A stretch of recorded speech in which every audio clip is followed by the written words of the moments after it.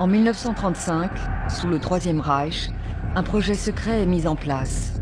Le but est de créer une race aryenne supérieure et pure à partir d'enfants blonds aux yeux bleus. La guerre fait des millions de victimes. Ces enfants triés sur le volet seront les adultes de demain, élevés en vue de peupler le Reich, qui est voué à durer plus de 1000 ans. Est-ce que je les intéressais pour ce que j'étais, une enfant, ou parce que je pouvais propager l'idéologie du système? Le programme a pour nom de code Lebensborn. Il a été imaginé par Heinrich Himmler, le chef de la SS, qui a déclaré « Si nous parvenons à créer cette race nordique et à engendrer 200 millions d'individus à partir de cette souche, nous dominerons le monde. » La date de mon premier anniversaire y est gravée, avec la mention de la part de ton parrain, H. Himmler, l'un des pires criminels d'Allemagne.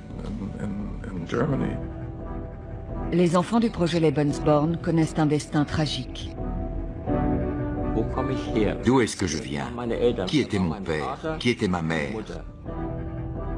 Plus de 60 ans après la guerre, des questions demeurent.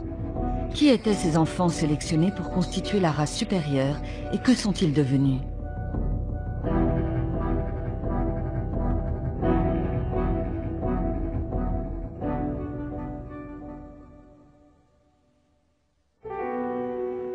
À partir de 1935, le régime nazi fait construire 19 foyers et crèches.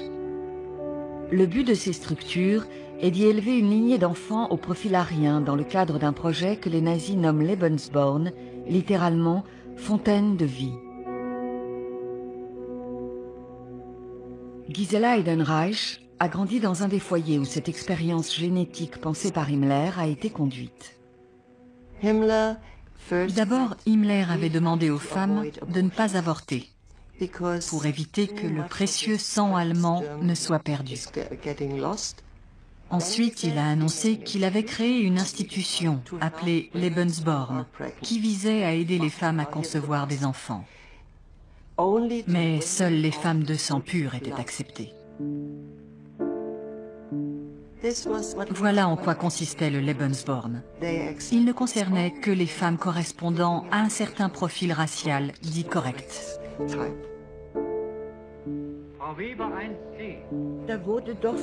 L'État exigeait des candidates qu'elles n'aient aucun ancêtre juif. On étudiait leur arbre généalogique afin de savoir si elles avaient des origines étrangères.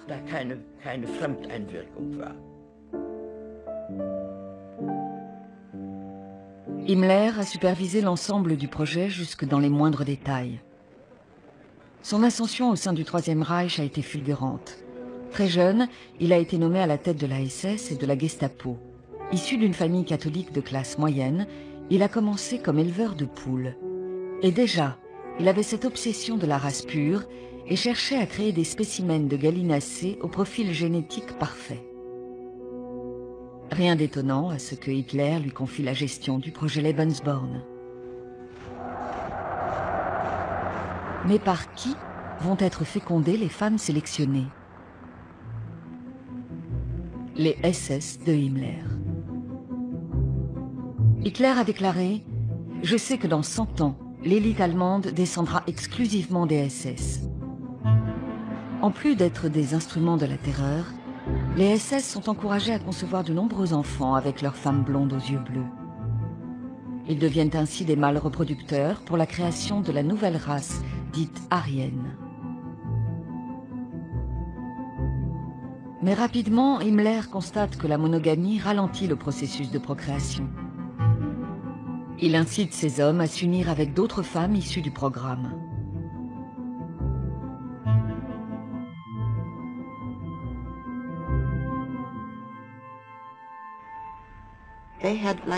Pour la première fois, on leur accordait énormément d'importance.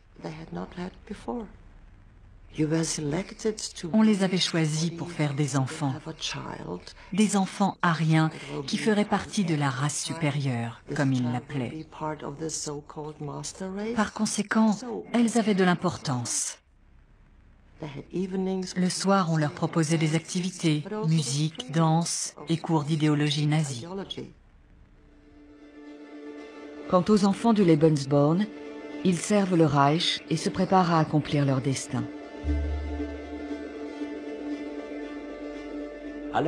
Tout ce que nous faisions, prendre les repas, boire ou dormir, nous le faisions sous la contrainte. Nous devions sans cesse obéir aux ordres, suivre les consignes. Il n'y avait rien d'humain dans la gestion du programme. Quand on n'a pas de famille, ce qui compte le plus, c'est l'État, la nation. Mon prénom, Volker, est dérivé de Volk, qui signifie peuple en allemand. Dans les foyers du Lebensborn, les pères sont anonymes. L'autorité est incarnée par le Reich. Himmler est d'ailleurs le parrain d'une poignée d'enfants. La mère de Guntram Weber a toujours refusé de lui révéler l'identité de son père. Mais en grandissant dans l'Allemagne d'après-guerre, il a éprouvé le désir de connaître ses origines. J'ai voulu connaître les secrets de ma mère, de mon beau-père et de toute leur génération.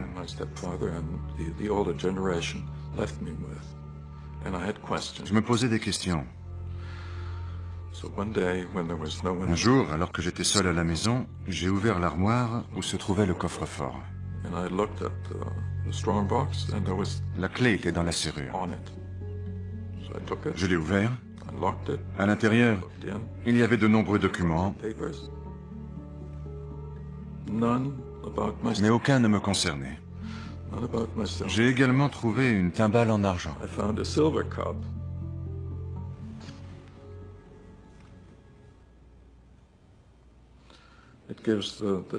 La date de mon premier anniversaire y est gravée, avec la mention « de la part de ton parrain, H. Himmler ». Même à 15 ou 16 ans, je connaissais ce nom.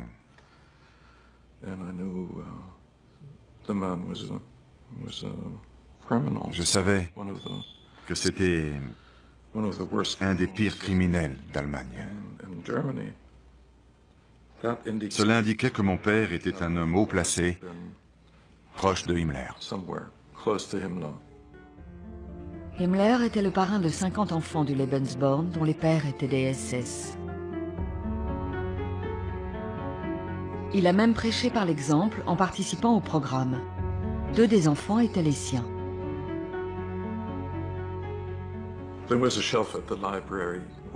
J'allais à la bibliothèque pour consulter tous les nouveaux ouvrages sur le national-socialisme. Ce qui m'intéressait le plus, c'était les photos.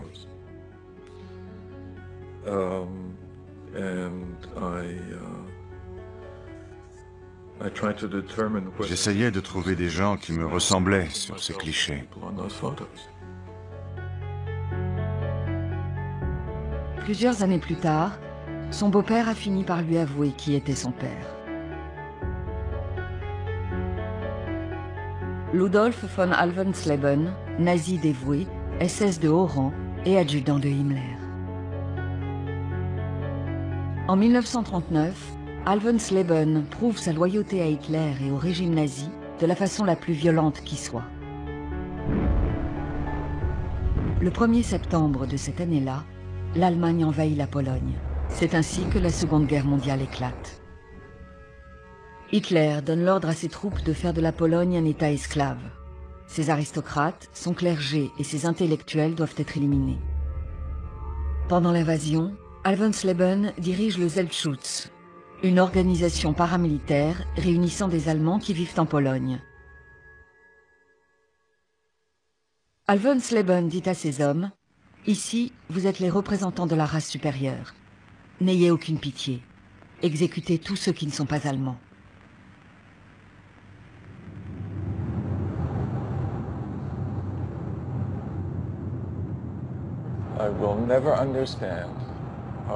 Je ne comprendrai jamais comment ils en sont arrivés à commettre de tels actes. Ils étaient persuadés qu'ils ne seraient pas inquiétés. Il croyait pouvoir diriger le monde et réquisitionner des terres pour la race supérieure.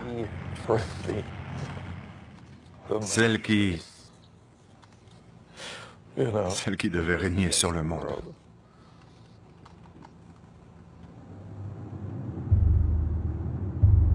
Guntram se rend au bureau des crimes de guerre de Bydgoszcz, la ville où son père était stationné lorsqu'il était en Pologne. Accompagné du chercheur Chris Kolakowski, il va consulter les dossiers criminels de Alvensleben. De nombreux assassinats ont été perpétrés dans la vallée de la mort, en périphérie de la ville.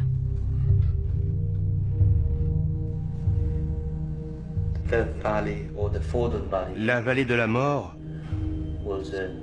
autrefois appelée vallée de Fordon, était une forêt reculée dans la région de Bydgoszcz.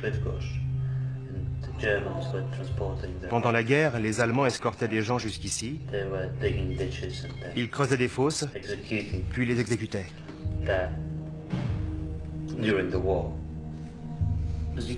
Les dossiers sont très nombreux, et certaines affaires n'ont pas été classées. Des gens réclament encore que justice soit faite. Le 7 octobre 1939, les hommes d'Alvensleben exécutent plus de 4000 Polonais, dont les corps sont jetés dans la vallée de la mort.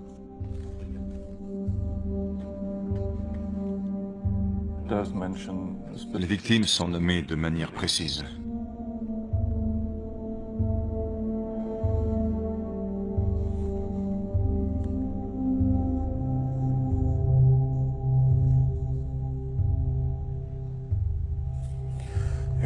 Le dossier parle de Betty Israël, Betty Levin, Frau Dern, Frau Dern, Frau Dern.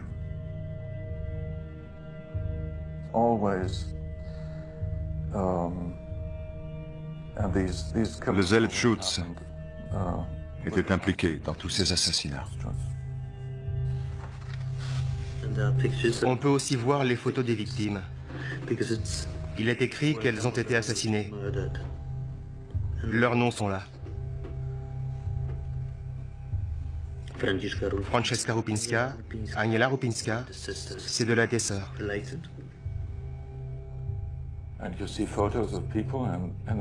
Les gens que l'on voit sur ces photos ont été tués à cause de leur nationalité.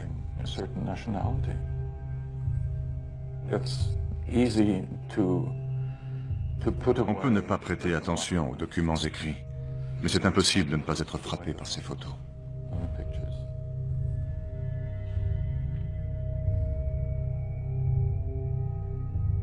Capturé par les Alliés après la guerre, Alvensleben s'est échappé. Comme de nombreux autres criminels de guerre nazis, il s'est réfugié en Amérique du Sud. Installé en Argentine, il a vécu en toute liberté. Après la guerre, j'ai lu quelques-unes des déclarations qu'il a faites pendant son exil. Il a notamment dit « Au début de la guerre, j'ai participé à certaines actions, mais rien de très grave. » En 3 mois, 30 000 personnes sont mortes dans la région. Je ne sais pas quoi répondre à quelqu'un qui dit des choses pareilles. Au début de la guerre, j'ai participé à certaines actions, mais rien de très grave.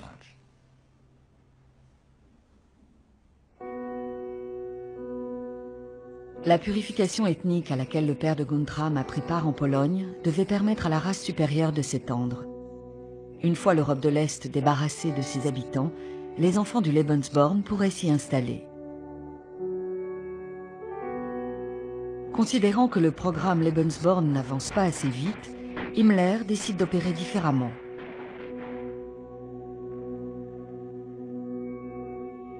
Il demande au personnel du projet de kidnapper des enfants dits aryens dans les familles des territoires occupés à l'Est.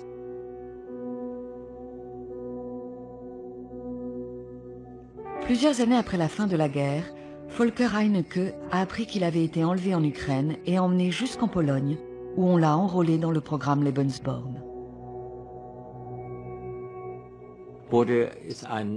Himmler avait créé ce qui s'appelait le bureau des races. Les enfants y étaient mesurés. La tête devait faire une certaine taille, le profil et les oreilles avoir une certaine forme. Les enfants devaient avoir un physique arien, être blonds aux yeux bleus. C'est ce que prévoyait le programme. Ils devaient être de race aryenne pure ou nordique. C'était mieux encore. Heinrich Himmler en avait décidé ainsi. Il voulait sélectionner des enfants qui se reproduiraient à leur tour. Les enfants enlevés, comme Volker, ne sont pas autorisés à parler leur langue maternelle. Leur identité est effacée. À la fin de la guerre, environ 200 000 enfants dits aryens ont été enlevés rien qu'en Pologne et en Russie. La constitution d'une race supérieure, nombreuse et forte, fait partie des principes essentiels de l'idéologie nazie. Hitler a détourné la loi du plus fort édictée par Darwin pour justifier l'existence de cette race puissante. Selbst unter gleichen Artgenossen finden Kämpfe statt, denen der Schlechtere zum Opfer fällt. Manche Vogelmutter merkt sogar rein instinktmäßig schlecht entwickelte Junge aus. Selon eux, il y avait une race à part, la race nordique. Ses membres étaient blonds aux yeux bleus, faisaient une certaine taille, avaient bon caractère. Ils avaient une conception délirante de la situation. Pour eux, cette race était tellement exceptionnelle qu'elle était vouée à régner sur le monde. C'était ça leur idée.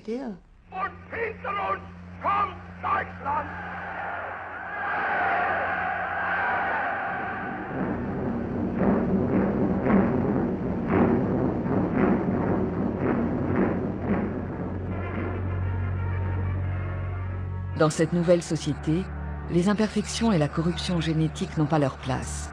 Après tout, pourquoi les Allemands si travailleurs devraient-ils se surmener pour des hommes au sang impur? In den letzten 70 Jahren hat sich unser Volk 50% vermehrt, während die Zahl der Erbkranken im gleichen Zeitraum 450% gestiegen ist. Wenn diese Entwicklung so weiterliefe, würde schon in 50 Jahren auf 4 gesunde Menschen ein Erbkranker kommen. Wir pflegen sie, aber wir verhindern ihre Vermehrung. Solche arme Wesen sollen in Zukunft nicht mehr neben unseren gesunden Kindern leben. À l'époque où la machine de propagande nazie déversait sa haine, Dorothea Böck vivait en Allemagne, près de la côte nord. Les handicapés étaient présentés comme un fardeau, un poids qu'on devait porter à bout de bras. La représentation qu'ils en faisaient était tellement dégoûtante que le peuple a commencé à accepter l'idée de leur stérilisation. Il a en quelque sorte autorisé les nazis à attenter à l'intégrité physique des handicapés. Die Unfruchtbarmachung ist ein leichter chirurgischer Eingriff.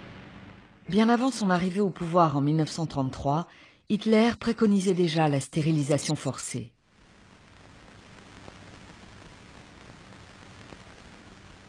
En 1936, à l'âge de 19 ans, Dorothea a fait une dépression nerveuse. À cette occasion, elle a pu constater que la stérilisation était une pratique courante dans les hôpitaux. On a laissé le choix à ma mère. Soit elle acceptait qu'on me stérilise, soit je restais enfermée dans cet hôpital jusqu'à mes 45 ans. Pour elle, c'était encore pire que la première solution.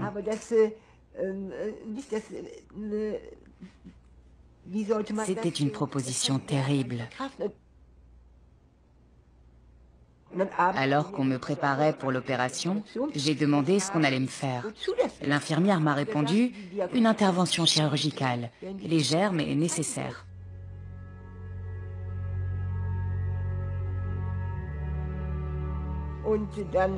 Je me suis réveillée dans une petite pièce dans laquelle il y avait 4 lits. J'ignorais ce qu'on m'avait fait. C'est un autre patient qui m'a annoncé que j'avais été stérilisée. J'étais complètement affolée.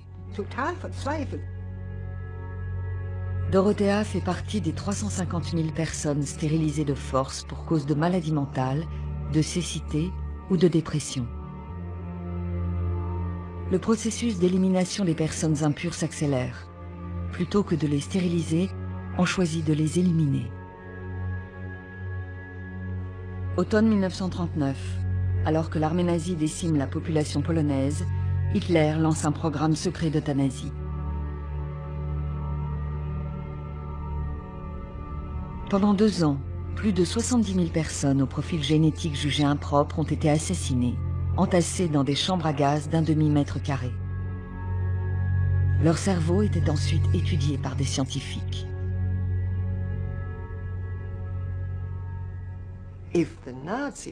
Si les nazis avaient connu les résultats des expériences génétiques qui ont été faites par la suite, s'ils avaient su ce qu'on sait aujourd'hui, mon Dieu,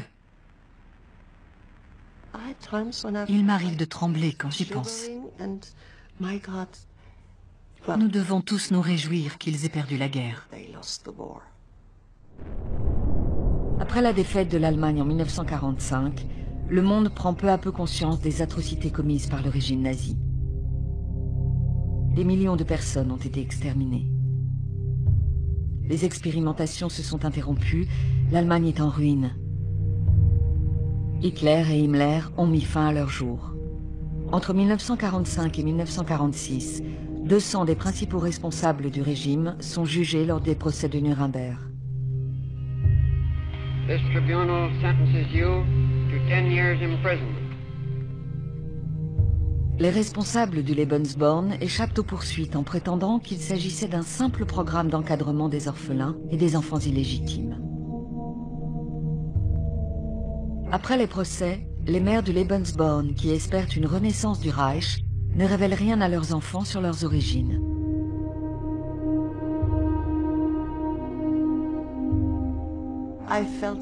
Je sentais que quelque chose n'allait pas. Depuis toute petite, je savais que j'avais un problème. Je suis née dans une pouponnière du Lebensborn à Oslo. Ma mère travaillait pour le programme dans cette ville. Quand elle est revenue en Allemagne, elle m'a confiée à sa sœur, alors que je n'étais qu'un bébé. Elle lui a dit « Je te rapporte une orpheline de Norvège. Après tout, tu as toujours rêvé d'avoir une petite fille. » Ainsi, jusqu'à mes 3 ans, j'ai cru que ma tante était ma mère et que mes cousins étaient mes frères. Après la guerre, l'oncle de Gisela, qu'elle croyait être son père, est libéré par les Alliés. Je devais avoir 3 ans, 3 ans et demi. Mes cousins, qui étaient plus âgés, se sont exclamés « Papa rentre à la maison !» Moi aussi, j'étais aux anges. Quand mon oncle est arrivé, il a demandé « Que fait cette bâtarde de SS chez moi ?» Je n'en revenais pas. J'étais une bâtarde de SS.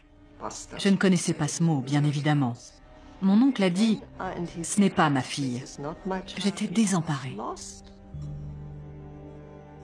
Quand Gisela retrouve sa vraie mère, celle-ci lui raconte tout autre chose sur ses origines. Ma mère m'a dit que mon père était mort en Russie, ce qui était courant pour les enfants de mon âge. Je n'avais aucune photo de lui, contrairement à tous ceux dont les parents avaient péri pendant la guerre. Ma mère n'avait aucune photo. Elle m'a dit qu'ils étaient fiancés, qu'ils n'avaient pas eu le temps de se marier, mais qu'ils avaient prévu de le faire après la guerre. J'ai fini par ne plus poser de questions, parce que je sentais que ma mère souffrait.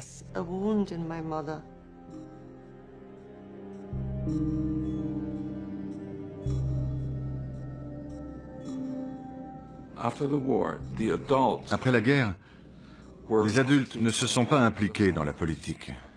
Ils refusaient de parler du passé. Sans faire l'éloge d'Hitler ou du nazisme, ils essayaient de justifier certains des événements de la guerre. Les années passent et de nouvelles informations sur le Troisième Reich sont révélées. Gisela apprend l'existence du programme Lebensborn dans la presse allemande. L'article décrit les foyers comme des fermes d'élevage anonymes.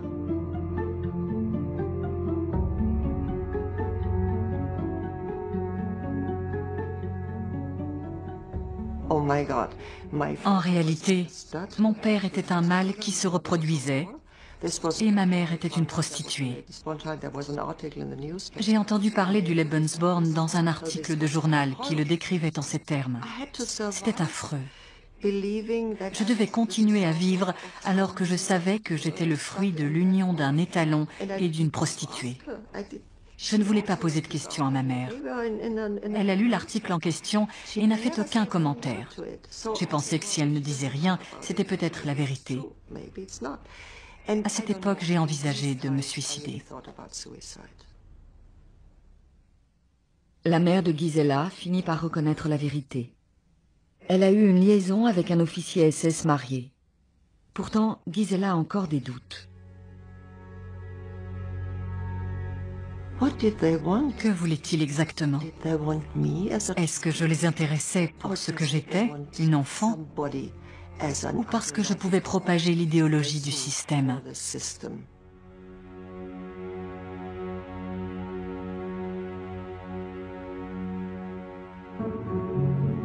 Après son enlèvement en Ukraine et son intégration forcée au programme Lebensborn, Volker Heinecke est adopté par une riche famille de Hambourg. Il mène une existence privilégiée auprès de ses parents adoptifs, jusqu'à ce qu'une conversation en apparence anodine bouleverse sa vie. C'était le paradis. J'avais une vie très confortable. Mes parents possédaient les plus belles voitures. Ils avaient des jardiniers, des femmes de ménage. Quand j'avais 7 ans, alors que je jouais près de l'étang avec un des enfants des voisins, il m'a dit « Tu n'es pas le fils de tes parents ». Ça a été un choc. On venait de me dire que mes parents n'étaient pas mes parents. Je souffrais atrocement. C'est difficile de décrire ce qu'on ressent dans un moment pareil. Toute ma vie était un mensonge. Dans les années 50 et 60, une vague d'optimisme envahit l'Allemagne. C'est à cette époque que le rock'n'roll est apparu. J'adorais danser le rock. Ça me permettait d'évacuer ma frustration et ma colère. Ça m'aidait à tenir.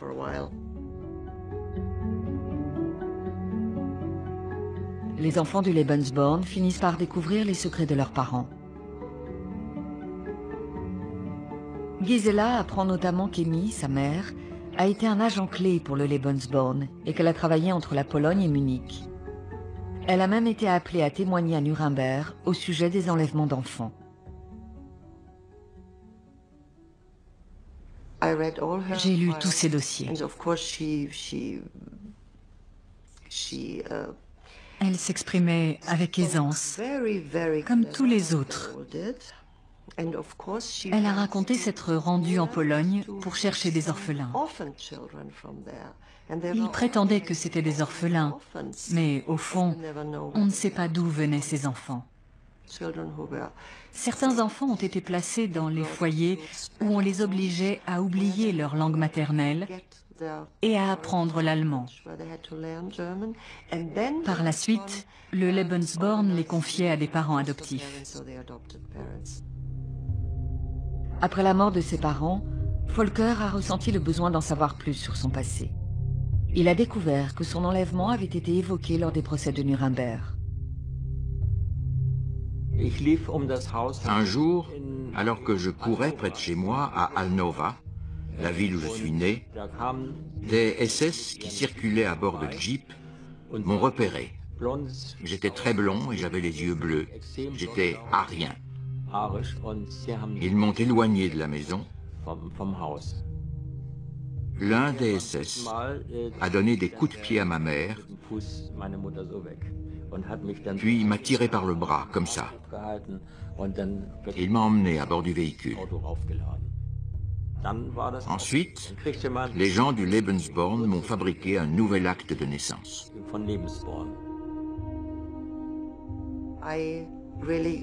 En m'appuyant sur son témoignage à Nuremberg, je lui ai demandé de rendre des comptes. Là, quelques souvenirs lui sont revenus. Je lui ai posé des questions. Quand elle emmenait des enfants polonais en Allemagne, elle se demandait certainement d'où ils venaient, non? Elle m'a répondu, c'était des orphelins. Alors j'ai insisté. Je n'arrive pas à y croire. Tu savais qu'ils avaient été enlevés? Non, je ne savais rien, et je ne sais rien encore aujourd'hui. C'était des orphelins. Point à la ligne. J'ai rétorqué, tu avais dû remarquer que les enfants que tu emmenais étaient tous blonds aux yeux bleus. Là, elle m'a répondu, oui, on ne prenait pas n'importe quoi. C'est ce qu'elle m'a dit, textuellement. Je me suis effondrée.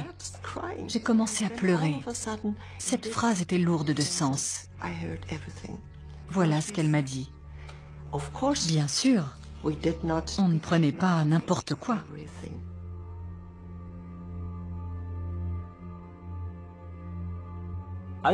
Tous mes papiers sont faux. Mon acte de naissance, mon lieu de naissance, ma date de naissance, le 17 octobre, tout cela est faux.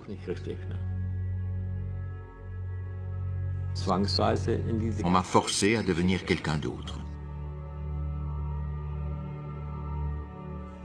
À devenir allemand.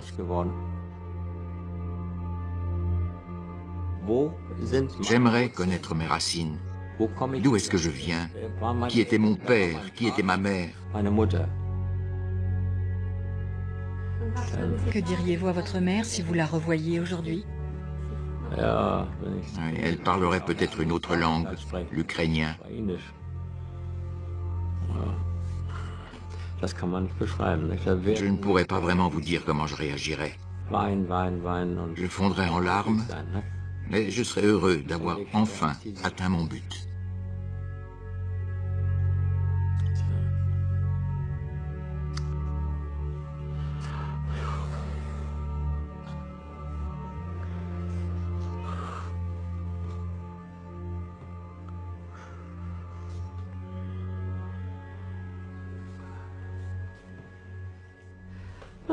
Le problème, c'est l'identité.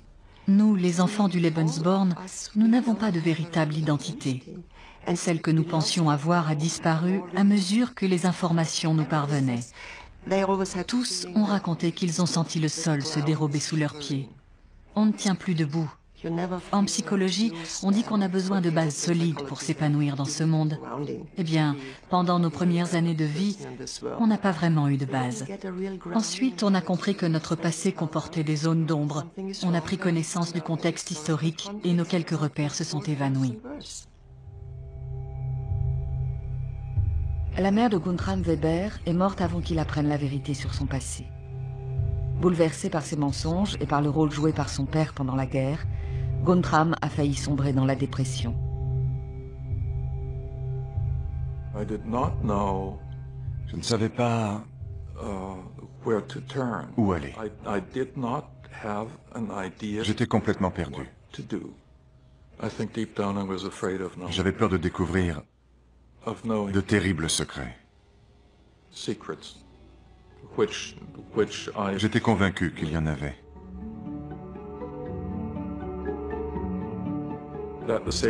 Mais je savais que je devais agir. Depuis 6 ans, Guntram essaie d'en savoir davantage sur l'homme qu'il n'a jamais connu, mais qui a eu un impact considérable sur sa vie. Son père, Ludolf von Alvensleben, Gruppenführer de la SS.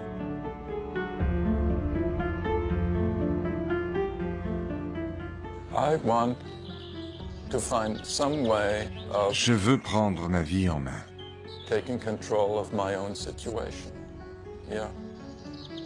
Ma mère m'en a empêché. En refusant de me parler de mon père et des premiers mois de mon existence.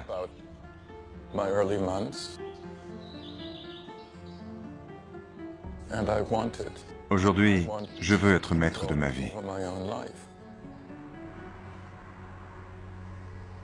Guntram s'est rendu en Pologne pour prendre la mesure des atrocités commises par son père contre le peuple polonais pendant l'invasion allemande de 1939. Au musée de la guerre de Bydgoszcz, il découvre des lettres de soldats allemands qui évoquent leur participation au processus de purification ethnique.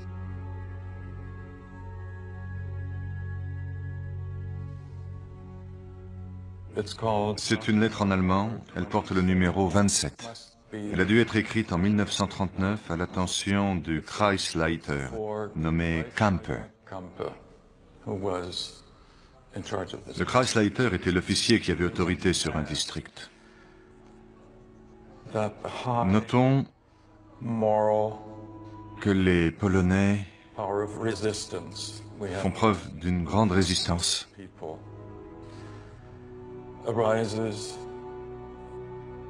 Au moment de leur exécution,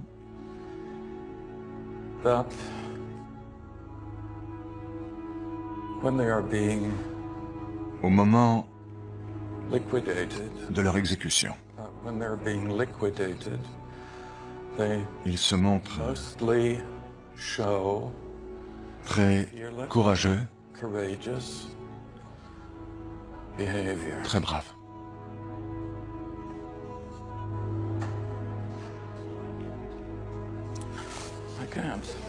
C'est au-dessus de mes forces.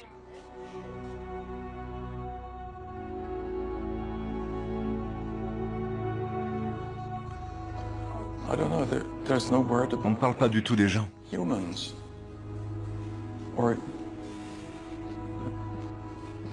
Seulement de leur courage.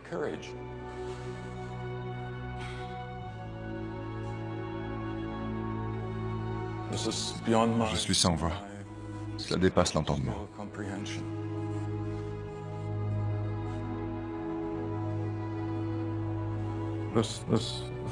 Mon père a commandé ces exécutions. C'est lui qui en a donné l'ordre.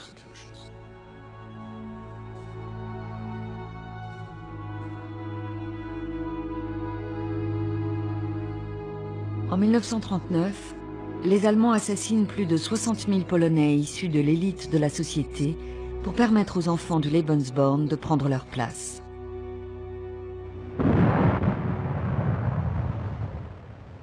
Le Lebensborn est associé à un autre programme, l'extermination des Juifs et de millions d'autres personnes dans les camps de la mort.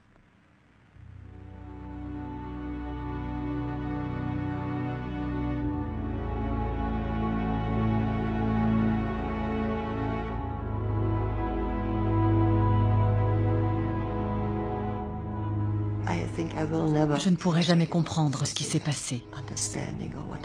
C'est abominable. Ces visions d'horreur me hantent encore aujourd'hui. Je fais des cauchemars.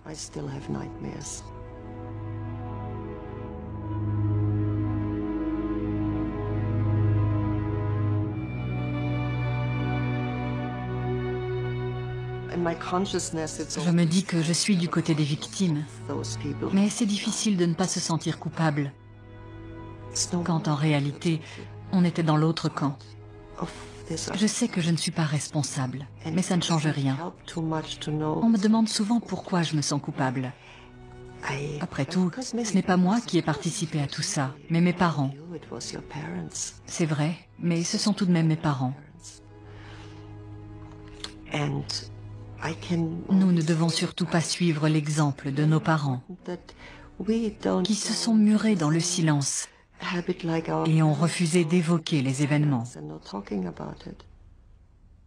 La mère de Gisela parlait très peu de son passé et de son implication dans le programme.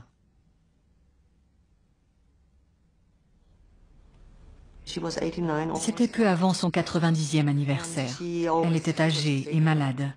Elle ne voulait pas continuer à vivre. Elle me disait « Je veux mourir, pourquoi la mort ne vient-elle pas ?» Elle m'a raconté quelques-uns des affreux cauchemars qu'elle faisait. Un jour, d'une voix très douce, je lui ai dit « Maman, tu dois porter un lourd fardeau, pourquoi ne pas m'en parler ?» Je crois que quelque chose pèse sur ton âme. Parle-en, et tu seras soulagé. Elle m'a répondu qu'elle n'avait rien à dire. Les parents de Guntram Weber sont morts avant qu'il puisse retracer ses origines. Il est en Pologne pour connaître la vérité sur les crimes commis par son père.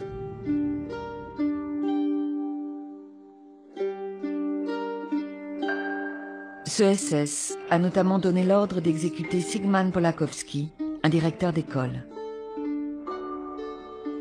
Jadwiga, sa fille, aujourd'hui âgée de 91 ans, vit encore à Bydgoszcz.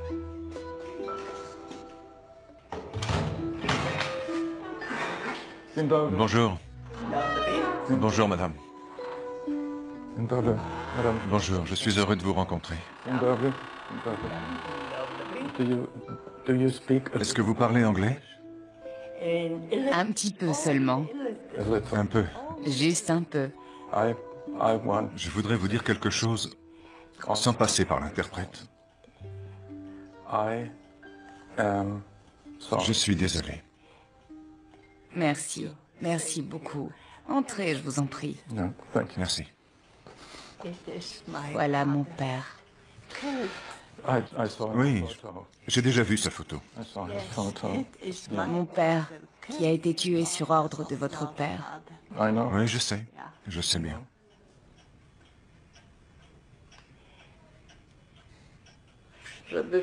Mon père a été arrêté le 16 octobre 1939. Les hommes de la Gestapo, tous en uniforme noir, sont arrivés à bord d'une belle voiture noire.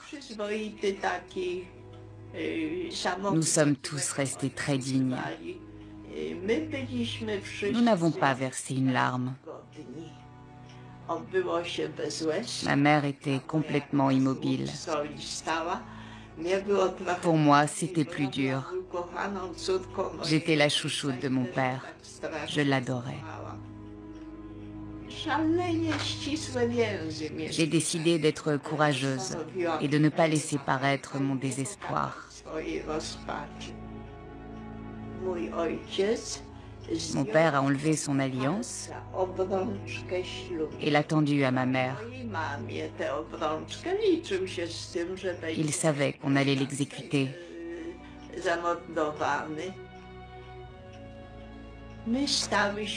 Ma mère et moi sommes allés à la fenêtre pour le regarder partir. Avant de monter en voiture, mon père a eu le droit de se tourner pour nous voir une dernière fois. Il a enlevé son chapeau et nous a fait un signe d'adieu.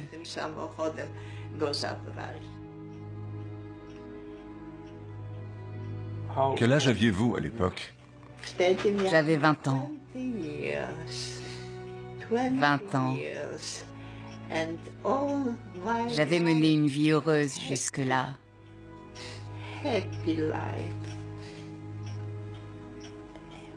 Mais tout s'est écroulé à ce moment-là.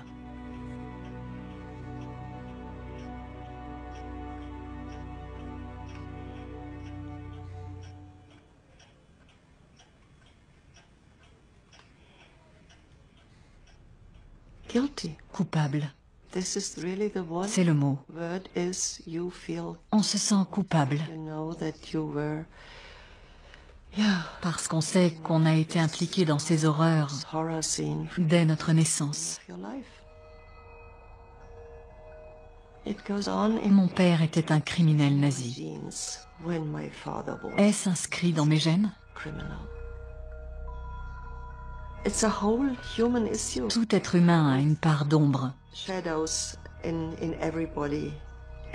Qu'est-ce qui a fait que ces gens-là ont laissé l'ombre prendre le dessus? Depuis quelques années, Gisela donne des conférences. Elle souhaite partager son expérience avec le peuple allemand.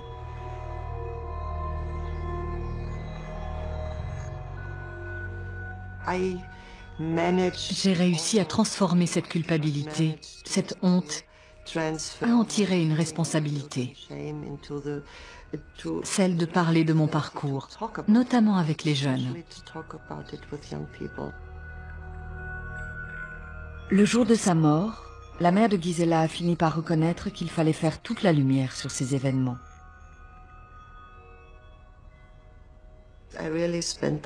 J'ai passé les dernières nuits à ses côtés, à l'hôpital. Elle est morte dans mes bras. Ça n'a pas été facile. Autrefois, je refusais tout contact avec elle. Je ne voulais pas qu'elle me touche. Mais là, c'était la fin.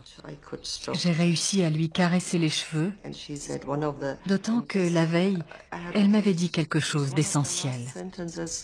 J'avais enfin du respect pour elle. La nuit précédant sa mort, elle s'est réveillée un instant et a trouvé la force de parler distinctement. Elle m'a dit « C'est bien que tu aies révélé la vérité. Je suis contente que nous nous soyons réconciliés. » C'est l'une des dernières choses qu'elle ait dites. À ce moment-là, nous nous sommes retrouvés. J'ai connu ma mère, mais beaucoup d'enfants du Lebensborn n'ont pas eu cette chance. J'ai obtenu quelques réponses à mes questions.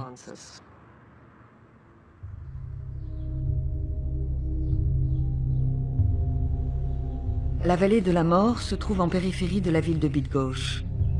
Aujourd'hui, elle abrite un mémorial rendant hommage à ceux qui ont été assassinés sur les ordres de Ludolf von Alvensleben, le père de Guntram Weber. Jadwiga s'y rend en compagnie de Guntram pour lui parler d'une découverte qu'elle a faite à cet endroit, 6 ans après l'arrestation de son père par les Allemands.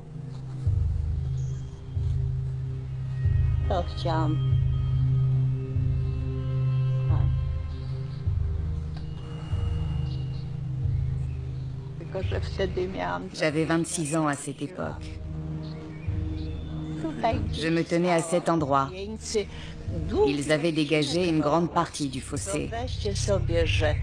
On voyait que les exécutions s'étaient déroulées avec une précision typiquement allemande, puisqu'une rangée de crânes parfaitement alignés dépassait du sol. Ils étaient disposés à intervalles réguliers, comme des perles sur un chapelet. Les corps n'étaient pas complètement décomposés. Les bras, les jambes et les têtes étaient intactes. Seuls les visages avaient été rongés. À ce moment-là, j'ai aperçu un corps un peu plus bas que les autres cadavres. C'était celui de mon père. Mon histoire vous a bouleversé?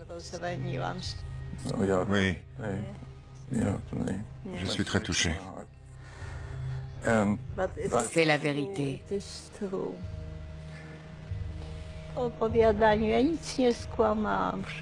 C'est l'entière vérité. Je vous l'ai raconté tel que cela s'est passé. Oui. Ce n'est pas votre faute. Il faut vous libérer de cette douleur.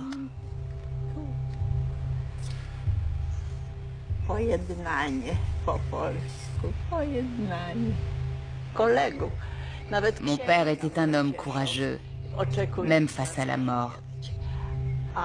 Lui ne peut pas être fier de son père. C'est très triste.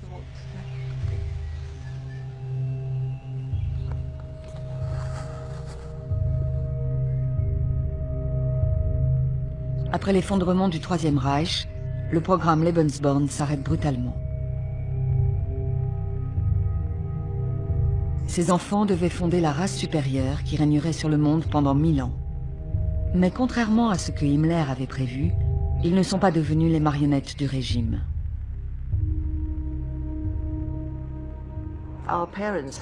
Nos parents avaient été complètement embrigadés.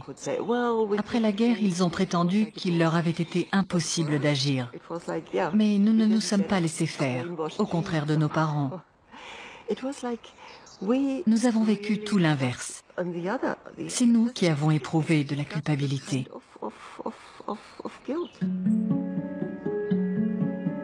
Bien qu'on ait tenté de le germaniser, Volker Heinecke n'a pas oublié son passé. Il espère que sa vraie famille est encore en vie.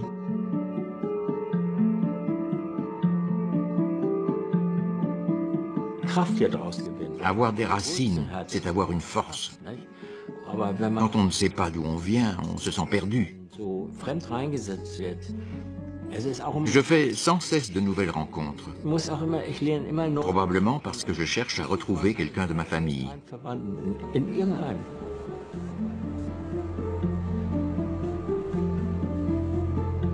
Je crois que j'ai des frères et sœurs.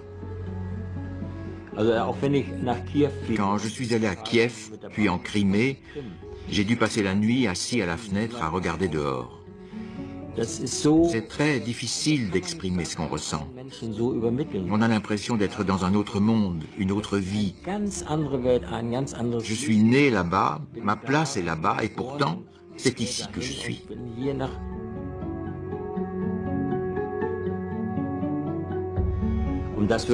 Si je parviens à retrouver mes parents, même s'ils sont morts, je ne saurais pas vous dire ce que je ressentirai. Je serai submergé d'émotions.